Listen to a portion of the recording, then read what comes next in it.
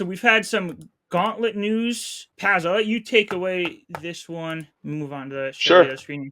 Yeah, so I know there's updates. There's more than just this recent patch, right? There's a lot of other things going on with Gauntlet. So just give us the whole rundown on that. Well, this is the 1.8.0a is just a recent hotfix for more balance changes, for more stability. The 1.8 was the big patch that came to mainnet that has been tested on testnet right now. It introduces a lot of balance changes. Everything is kind of new. We have all the augments are new. So this is a lot to learn. This is like, what is it, 30, 40 augments that you have to read. And we also have drone augments, which are basically team-wide buffs for your whole team, which give you a little bit of a variance every game. So this you have to play around those a little bit. For example, your tier 3 units are stronger, or all your units get more attack speed and movement speed and stuff like this. So it's like items, but a whole for your whole team. And yeah, with this, it feels a little bit overwhelming at first. The community was a little bit on edge, which is usually the case if you get a new buff, a new patch. Everybody's like, whoa, this is too much. I like the old stuff. What is this? But the more you play, the more you like it. And we know Neil, we know the team. They have been listening to us. They have been listening to the community in the chats, and they are bringing out patches pretty much every day. So give it 1 week, and we should be there, I think. Can I ask you, Paz? Because I've played a little bit of Gauntlet as well. I'm not sure how into it you are, Najib. But Pat, if you were to say what your biggest criticism, constructive criticism of Gauntlet is in its current state, what would you say it is? I think the two big things that I pointed out is, first, it didn't feel really good that they accelerated or they increased the damage of everything to squeeze out a little bit of round time. So now we're down to almost 30 minutes, which feels good, but all the games feel a little bit too rushed and it's hard to see what's happening, and it feels like a little bit of an RNG fest. So squeezing out time is good, but not at the sake of this stuff. And the other thing is where we do very big changes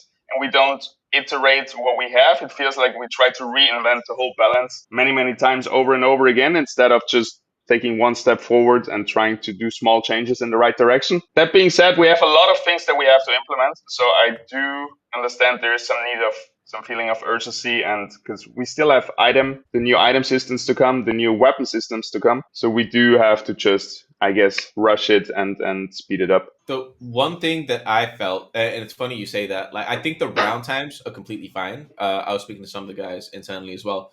I think the round times are completely fine. The one part that I'm cautious of is the prep time, the preparation phase. It feels way too quick. This is just my opinion as someone that's not a pro player, and I'm thinking about it from a marketing lens of, okay, if I was a new player, like I actually know the characters, I know what they do. And even when I'm playing it, I feel like I'm not really thinking, I'm just doing things quickly to squeeze it in. And it takes away a little bit of the strategy for me personally. And I wonder, as a new person coming in where they don't know the characters, they don't know anything essentially, is there enough agency in with the current preparation time? And I think that the battle times, completely fine. I have no issue with that. It's just a preparation phase. Like I want to be able to make more meaningful choices and say, I'm doing this because I want to do this, not because, oh crap, I don't have enough time. Let me just do something. Yeah. Now that makes a lot of sense. And I've played this game 1,000 hours, and sometimes I run out of time as well. And it feels so bad because, especially now with the new augments, you have to read a lot and figure it out on the go. And I do agree. I think ranked has to be kind of a short decision time, but maybe there's a middle ground where in casual mode, you can have double the time or really a lot of time, and it doesn't matter so much, where people just get more time to think about it. It's a hard balance to be struck.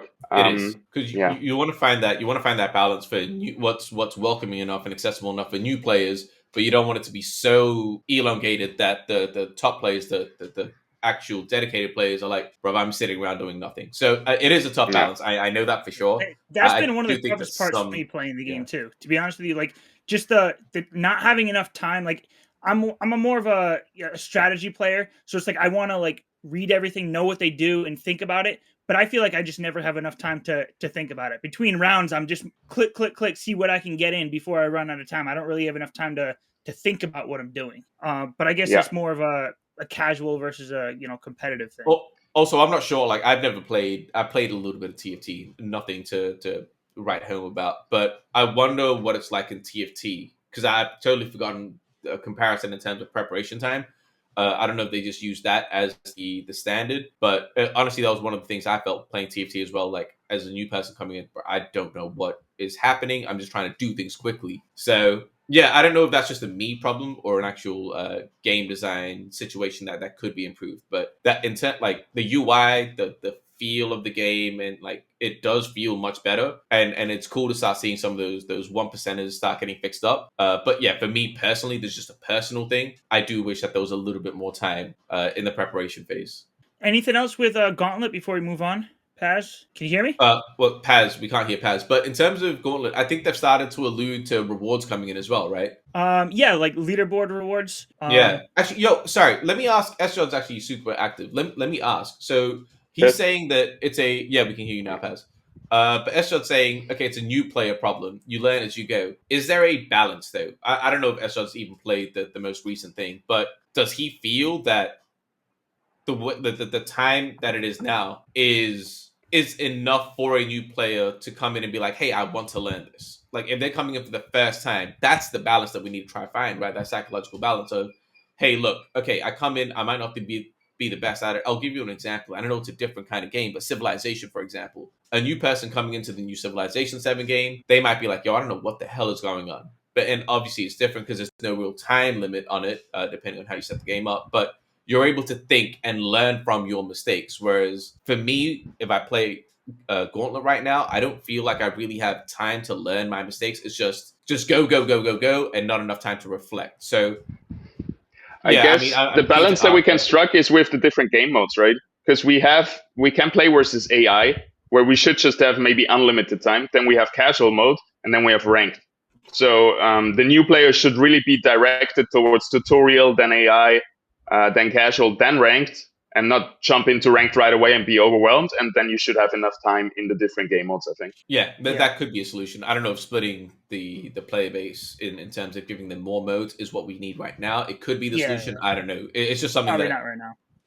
It reminds me of the survival mode, back in the day. It was like there was the casual mode where you had as much time as you want to think about what you wanted to do, and then when you went into the competitive mode, you just had that a certain time where you needed to make the moves. Again, I don't think you would really split it. It would just take like 1-2 days where people like just learning the game, catching up, and once they arrive, they stay in ranked. Because that's the real game, right? But just like this onboarding experience needs to be nice, and a new player problem is an onboarding problem, which is a huge problem. So definitely needs to be addressed. You also don't want people to be going straight into ranked and getting discouraged because they can't figure it out and they don't have enough time to figure it out. You should have to get level 10 or something before you can go in, or whatever it is, like similar like in other games.